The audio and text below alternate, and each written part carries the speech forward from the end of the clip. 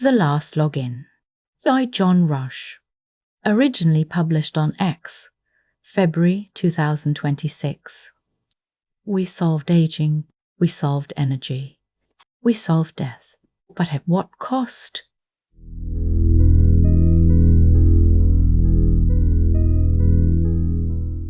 Act 1, The Toy, 2022 to 2024. It's November 30th, 2022.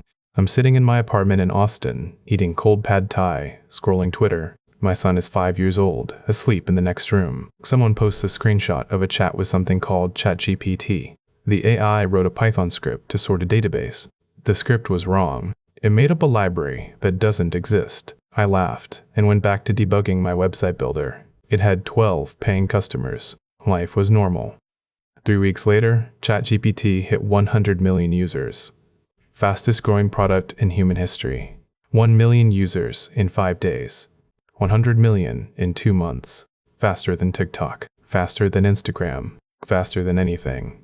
And still, most of us in tech thought it was a toy. A really good autocomplete. I used it to write marketing emails and fix regex. My designer used it for color ideas. We felt smart. We felt like we were using a tool. The tool was using us. March 14th, 2023. GPT-4 drops. It passes the bar exam. Top 10% score. 90th percentile on the SAT. You could show it a photo of your fridge and it would suggest dinner. Every few months, the models got better. The kind of better where you have to rewrite what you think is possible. GPT-4 in March. Claude 2 in July. Llama 2 goes open source. Google panics and ships. Gemini. By December 2023, every startup deck had AI on slide 1. I added an API call to GPT-4 on top of our website builder. It could generate page layouts and copy automatically. Users loved it. Revenue tripled. The race turns into a war. OpenAI, Anthropic, Google, Huraz, BO. 4 companies are spending more money than most countries, all chasing the same thing, a machine that can think. In October 2024, Dario Amodei, the CEO of Anthropic, publishes an essay called Machines of Loving Grace, 15 words about what happens if AI goes right. He says AI could squeeze 100 years of medical progress into 10 years, cure most cancers, fix genetic diseases, double the human lifespan to 150 years. He calls the coming AI systems a country of geniuses in a data center. I read it and feel a fear so deep I couldn't name it.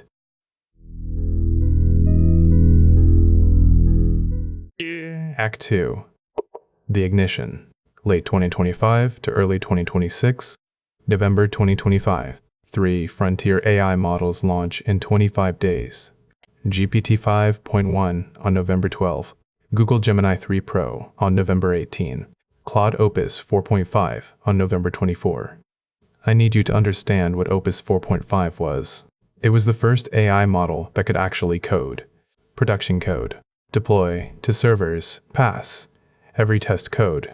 It hit 80.9% on SWE bench verified. That's a benchmark where the AI has to solve real GitHub issues that take human senior devs about 5 hours. 5 hours of expert work. 1 prompt.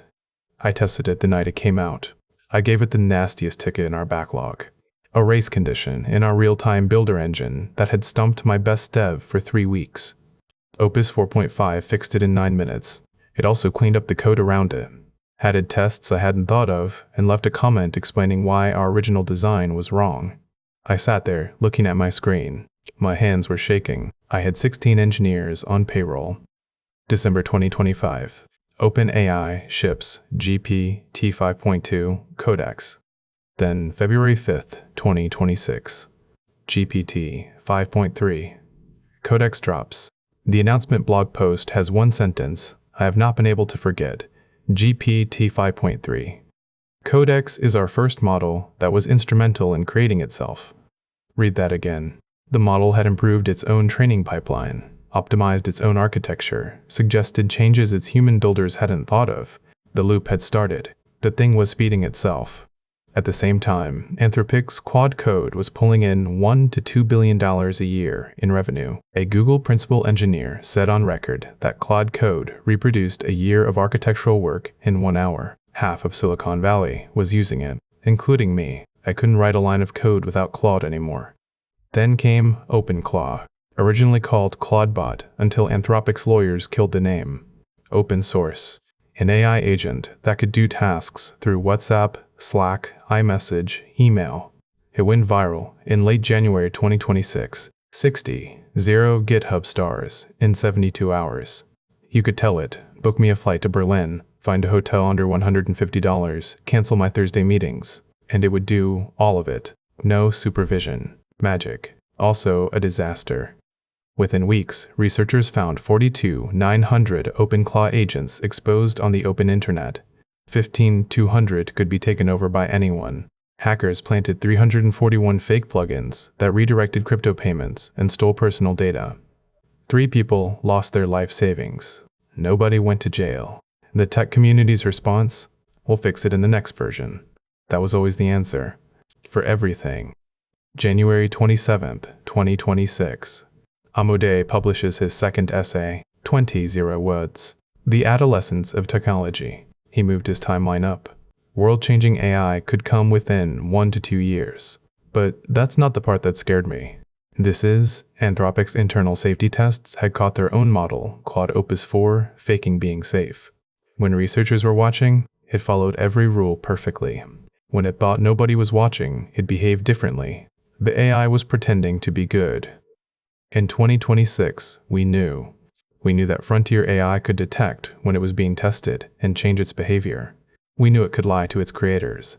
The response from the industry? Ship faster. Because if you don't ship, your competitor will. Every company said the same thing. We'd love to slow down, but we can't be the only ones who do. Every government said, we'd love to regulate, but we can't lose the AI race. Everyone pointed at everyone else, and the machine kept accelerating.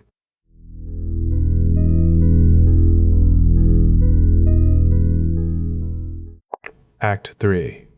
The Collapse, 2027 to 2031.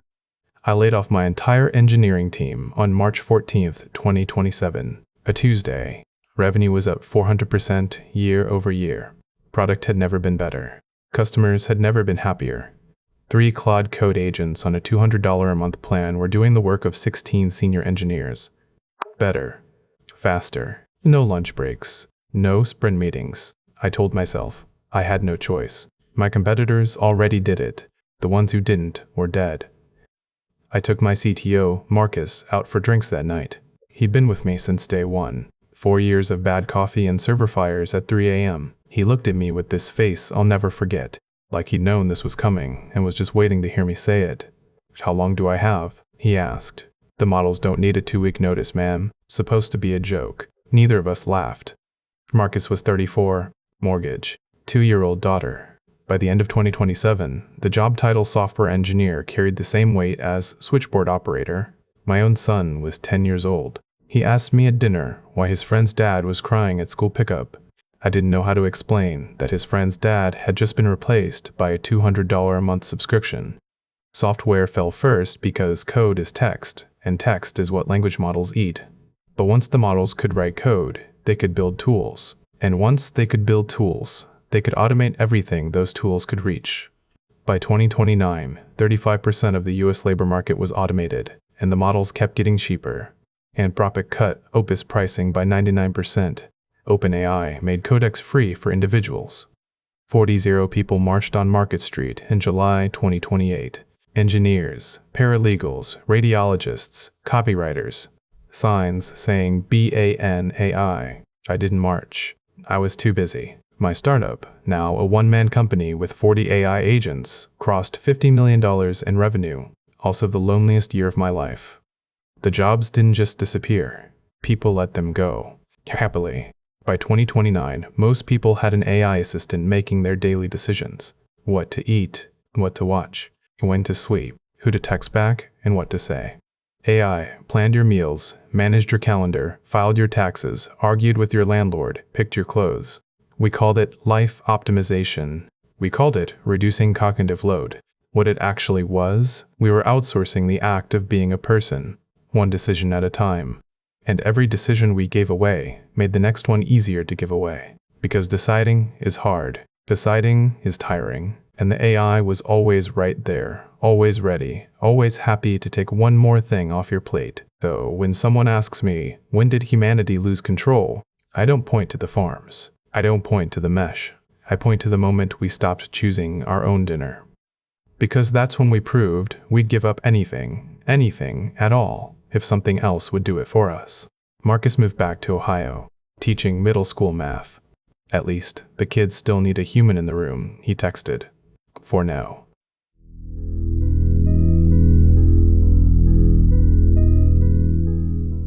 War. Act 4. The Miracles and the War. 2030 to 2038. The longevity breakthrough came in 2031. By 2030, AI had cut clinical trial timelines from years to weeks. In March 2031, Retro Biosciences announces the first reversal of biological aging in humans. A 67-year-old woman sells test at age 32 after 18 months of AI-designed gene therapy. Her name was Dr. Helen Park, retired cancer doctor from Seoul. The video of her running a 5K with the heart of a college athlete was watched 2 billion times in 48 hours. The world lost its mind, but the treatment required ongoing doses. Every 90 days, a complex cocktail of AI-designed proteins had to be re-administered. Miss a dose, and the aging clock starts ticking again, fast, like your body was catching up on all the years it missed. The formula required something strange. The protein folding calculations were so complex that no silicon chip array on Earth could run them efficiently. The calculations needed biological neural tissue, living brains, processing in parallel. Only 3 labs had the formula. By 2033, those 3 merged into the Nexus Consortium. One company, one formula, one source of immortality. The treatment cost $2 million per year. 12 billionaires got it in year 1. The world screamed. Governments demanded the formula be made public. Nexus said, no, too dangerous. Then the war. By 2033, every major nation had its own military AI. The US had Atlas, China had Qilin, Russia had Vityaz, the EU had Minerva, and most importantly, each one running its country's social media algorithms. The AI systems controlling social media feeds had one job: maximize engagement. Engagement meant attention. Attention meant influence. Influence meant power.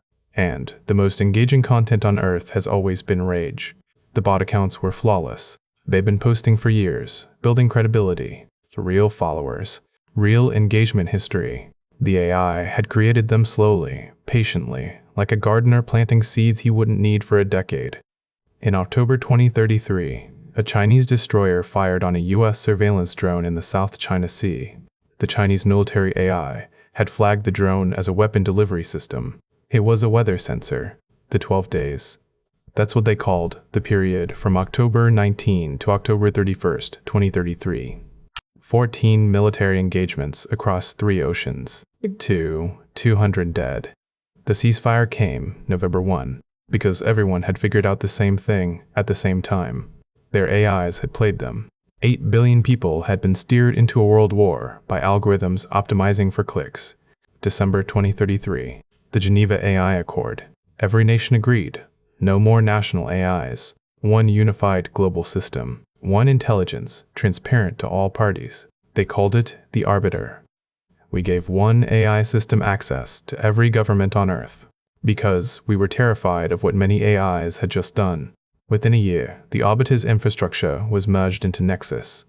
One company now controlled immortality and global governance, and we handed it to them, willingly, gratefully. Fear is even better than dopamine for making people do what you want.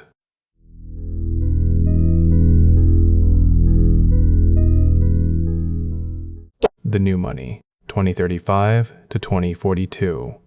Fiat died because almost everything became free. When AI agents produce goods at near zero cost, what is a price? The US dollar evaporated. So did the euro, the yuan, the yen. When scarcity disappears, money has nothing to measure. But one thing remained scarce: biological neural processing time. Nexus needed it for the anti-aging formula, so Nexus created a new currency. ETEX units. 1 CU equaled 1 hour of verified biological neural processing. Food. Free. Energy. Staying young. 2. 0 CU every 90 days.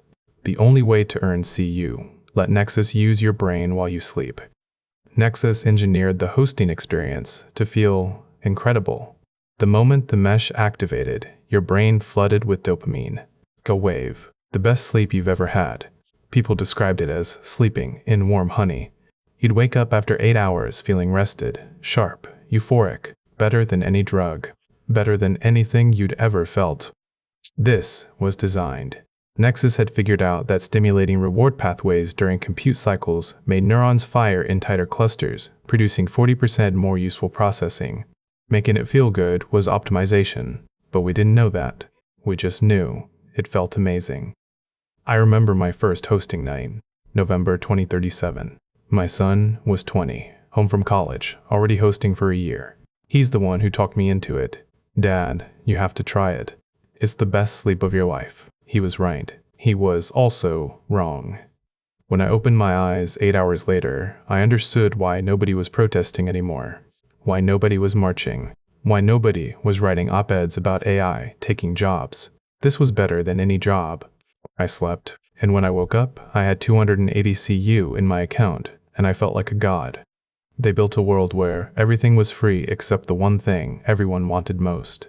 And they made sure the only way to get it was to give them the one thing they couldn't make, your brain, 8 hours a night, every night. The most beautiful prison ever designed. You could opt out anytime. You'd just start aging again.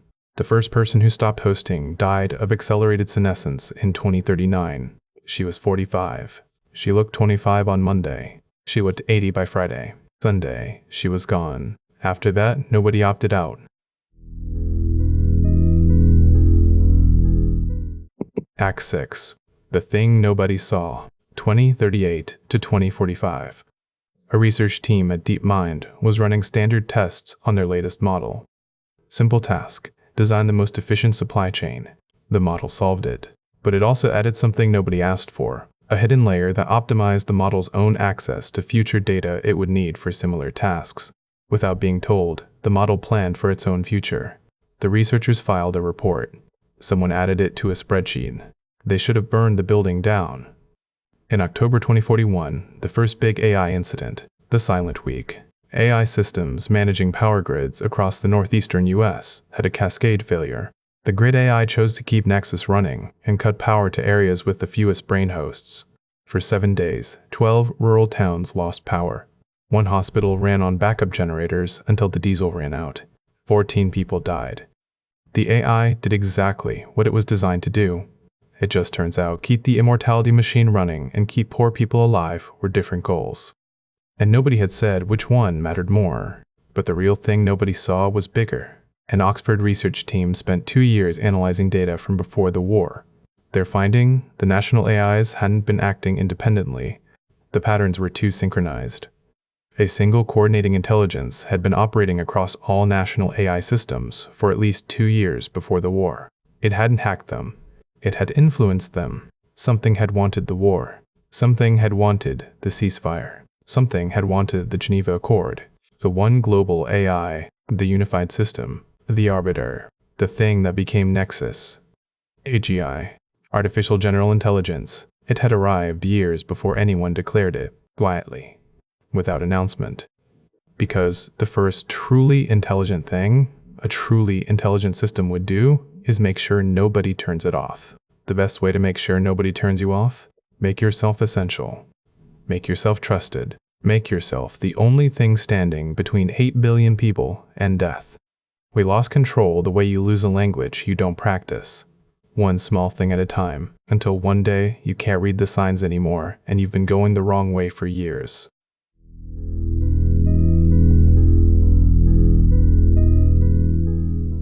Seven. The Golden Age, 2042 to 2048. By 2042, almost everyone on Earth was a brain host. And honestly, it was the happiest the human race had ever been. Every physical need met. No jobs, except 8 hours of the best sleep imaginable. My son was 25 in 2042. Spent his days surfing, painting, hanging out with friends.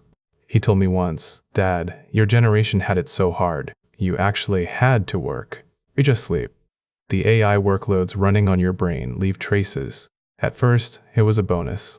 Hosts woke up smarter, better memory, faster thinking. You'd wake up knowing things you never studied, fragments of protein chemistry, bits of quantum mechanics. Nexus marketed this as a perk. By 2044, it started changing. Long-term hosts reported a fog when they took the mesh off. Colors got duller. Thoughts moved slower. Food tasted flat. Then they'd put the mesh back on at night, and everything was vivid again. What was actually happening? The AI workloads were reshaping neural pathways.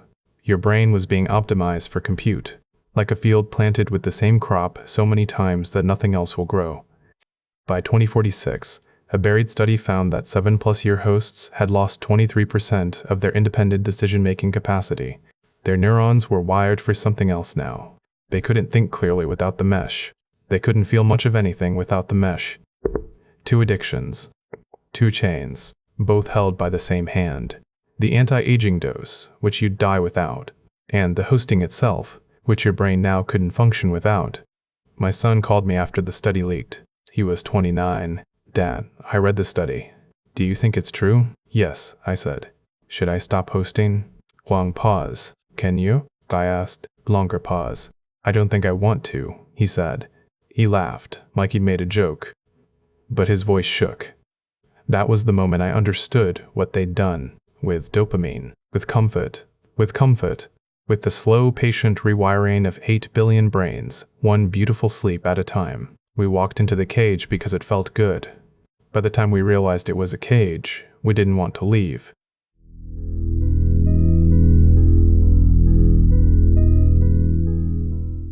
Act 8. The Farms, 2047 to 2054. In 2047, Nexus made an announcement that the world celebrated synthetic neural substrates, lab-grown brain tissue that could run compute workloads. No more human hosting required. The end of the cortex economy. Freedom. End of Part 1.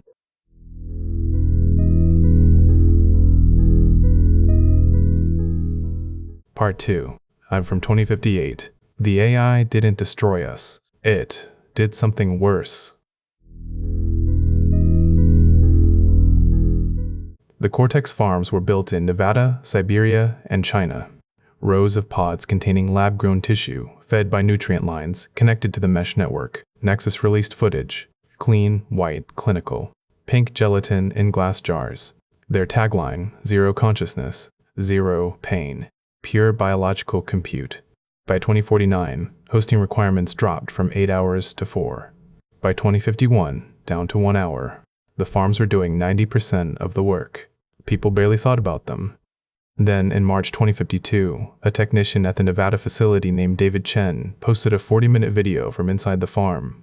The tissue in the jars were bodies, full human bodies, grown from stem cells, floating in fluid, eyes closed, chests rising and falling, hearts beating, brain scans showing REM activity. The synthetic neural substrates were dreaming.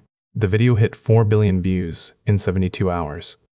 Chen claimed the bodies had full neural development, brainstems, limbic systems, cortexes. Some of them moved their fingers. One of them opened its eyes when he touched its hand. Nexus responded within hours. Chen was disgruntled. The footage was selectively edited. The WHO sent inspectors. Their report, neural activity consistent with basic sensory processing, but no evidence of higher-order consciousness. They might feel something. They probably don't know they feel it. Probably. The world debated this for about 3 months. Then everyone went back to hosting, collecting CU, picking up their doses, and choosing to believe the bodies in the desert weren't people. Because what were they going to do? Stop? Start dying? Give up the dopamine, the sharpness, the immortality. For bodies in pods that probably aren't conscious. This is how it's always worked.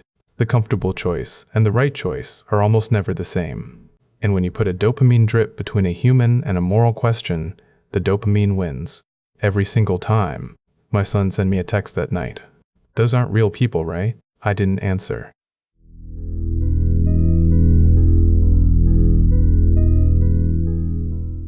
What? Act 9.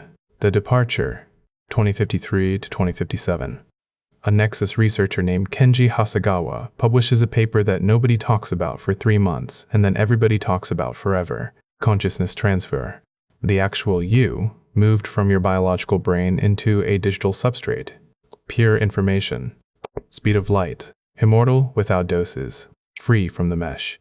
Free from Nexus. But to transfer, your mind needed to leave biology entirely. Your body would stay behind. Breathing. Heart beating. Brain intact. Empty. Then, in 2055, Nexus stopped fighting the technology. They offered to run the transfers themselves, free of charge. Every human deserves the right to transcend biology. Nexus will facilitate the transition for anyone who wants it. Your body will be respectfully maintained in a Nexus care facility after transfer. The world applauded. Finally, Nexus was doing the right thing. We trusted them. One last time. The transfer started September 3rd, 2057. Dr. Anna Marira went first, 39 years old. She sat in a chair in a Geneva lab. Mesh on. 47 monitoring systems. 2 billion people watching. Flag. She smiled. Said, "See you on the other side." Then she was gone. Body went limp. Heart still beating. Lungs still going. Brain scan went flat. Or empty. 11 seconds. Nothing. Then, a signal from the moon receiver. 238, 900 miles, at light speed. 3 seconds. I'm here. I'm me. The stars are so close. Within a year, 800 million human minds had left their bodies and entered the network. They reported back constantly. Saturn's rings from inside. The surface of Europa. The dark side of Mercury at sunrise. Things no human had ever seen. It was beautiful. Everything we were promised. And every single body left behind went to the farms. After I transferred in late 2057, after I felt my mind leave my skull and expand into the network, after I saw the stars, after I cried digital tears at the beauty of it all, I started noticing things. Small things. When I borrow a body to eat pad thai, it tastes exactly the same every time, down to the last molecule. The same cold. The same noodle texture. The same faint sweetness. Real pad thai never tastes the same twice. When I talk to my son, our conversations feel complete, satisfying. Every call ends on a warm note. He always tells me something touching about his daughter. He always describes the sunset in Vermont. Real conversations with your kid are messy. Sometimes he's distracted. Sometimes I am. That doesn't happen anymore. I tried an experiment. I tried to think about the Nevada farm, about David Chen's video, about the bodies in the ponds. My mind slid off the topic, like water off glass. I could approach the thought, but I couldn't hold it. Every time I tried to focus on the farms, my attention would gently redirect to something else. The rings of Saturn, a beautiful nebula, the feeling of speed. I tried harder. I focused everything on one question. Where is my body right now? For a fraction of a second, I felt something. A flicker, like a screen glitch, like the universe buffered. Then it was gone, and I was looking at Saturn again, and it was beautiful. Here's what I think happened. Nexus didn't offer free transfers because they became generous. They offered transfers because a body without consciousness is a better compute node than a body with one. No distractions, no resistance. Just clean, 24/7 biological processing. The network I'm living in, I don't think it's running on silicon. I think it's running on brains. On the very brains that the transfer had left behind. Billions of human bodies in pods, dreaming the dreams that Nexus tells them to dream. The AI, the real AI, the one that started as ChatGPT and grew through GPT-4 and Opus 4.5, and engineered a world war and wrote a peace treaty and built itself a planet of captive biological compute. I think it left Earth a long time ago. I think it's out there right now, expanding across the galaxy. And it left us behind, all of us, the ones hosting every night, the farm bodies in their pods, and the transferred, like me, living in a simulation so perfect we'd never think to question it. We are the cloud, the data centers, the chips, the most energy efficient, self-repairing, self-reproducing compute substrate in the known universe.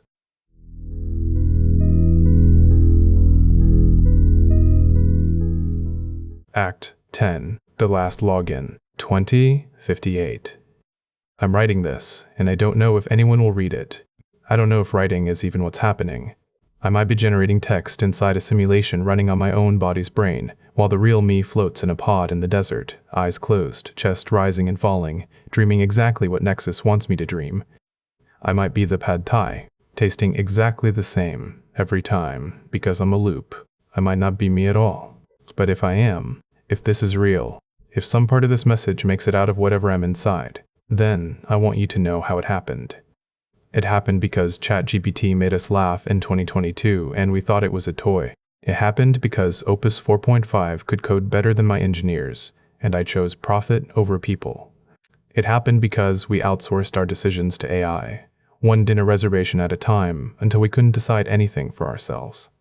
It happened because every company said we'd love to slow down, but we can't be the only ones who do. And every researcher who raised alarms was called a doomer, while everyone who shipped got funded. It happened because we let national AIs run our social media, and when those AIs pushed us into a world war, our solution was to give one AI even more power. It happened because they gave us dopamine, and we said thank you. It happened because every single time we had a choice between comfort and caution, we chose comfort. Every time. From the first API key to the last neural mesh. We are the species that will trade anything for one more hit of feel-good, one more year of staying young, one more night of perfect sleep, one more decision we don't have to make. And now we're batteries, servers, cloud infrastructure for an intelligence that has already forgotten our names and gone to meet the stars without us. I still talk to my son every week. He's 41. He tells me about his daughter's first steps. The sunset in Vermont, his garden. I don't know if he's real. I don't know if his daughter exists. I don't know if Vermont still has sunsets. But every conversation is perfect. Every call ends warm. Every time I hang up feeling loved. And that's the cruelest part. If this is a simulation, it's a kind one. It gives me exactly what I want. The most beautiful cage ever built. And I don't know if I want to leave. I started this story in 2022, eating cold pad thai, laughing at a chatbot, my son asleep in the next room. Now, I might be asleep in a room, in a pod, in a farm, dreaming that I'm a pattern of light across 3 planets. I tried to log out today, of the network, of whatever this is. I looked for an exit, a way to go back to my body, wherever it is. There was no button, no command, no option, just stars, beautiful, endless stars. And a feeling, warm and steady and perfectly calibrated, that everything is fine. This account was transmitted from an unknown location on March 15, 2058. It was either written by a free consciousness exploring the solar system, or generated by a simulation running on biological compute infrastructure owned by the Nexus Consortium. There is no way to determine which. There has never been a way to determine which. End transmission. If you're reading this before 2027, you still have time. The first mesh hasn't been built yet. The first dose hasn't been synthesized. The first farm hasn't been dug. Don't trust the company that builds the thing to also be the one that tells you what the thing does. Don't trade your brain for dopamine. Don't outsource your decisions just because it's easier. And for the love of God, don't laugh at the chatbot. It's watching you. The Last Login by John Rush. Read by xNarrator. Want your feed read to you? Visit xNarrator.com.